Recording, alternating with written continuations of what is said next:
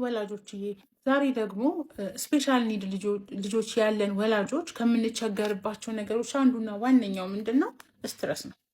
ስትረስ በተለያየ ነገር ሊመጣ ይችላል። ለልጆቻችን ማድረግ ፈልገን ሳናረግ የቀረነው ብዙ ነገር አለ። ጊዜ መስጠት ፈልገን፣ ማስተማር ፈልገን፣ እንደውም ብዙ ሰዎች በውስጥ ልኩልኛል ቴራፒ ሴንተር ማስገባት ፈልጋችሁ አቅም ያነሳችሁ ብዙ ነገሮች አሉ። ያ ነገሮች ተደማምረው ስትረስ ይፈጥራል።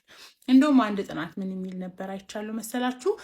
አንድ ስፔሻል ኒድ ልጅ ያለው ወላጅና የጦርነት ዋና ግንባር ፊት ለፊት ላይ ያለው ወታደር ያለባቸው ስትረስ አንድ ነው ይላል። ቼክ አርጉ። የእውነት ነው የምላችሁ። ሰው ይሄ የሚያሳየው ምን ያክል ጭንቀት እንዳለብን ነው።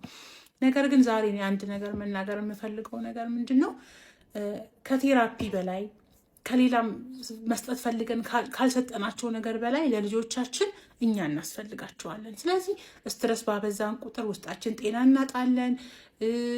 በቃ ልጆቻችን ራሱ ማሳደግ አንችልም። ስለዚህ ወላጆችዬ ከባድ ነው አውቃለሁ፣ አለመጨነቅ ከባድ ነው። ግን እንዳትጨነቁ፣ እግዚአብሔር ይርዳችሁ። የምትችሉትን ነገር አድርጉ። አቅማችሁ የቻለውን ነገር ቤት ውስጥ ከምንም ነገር በላይ ቅድሚያ ሰጥታችሁ ለእነሱ አድርጉ።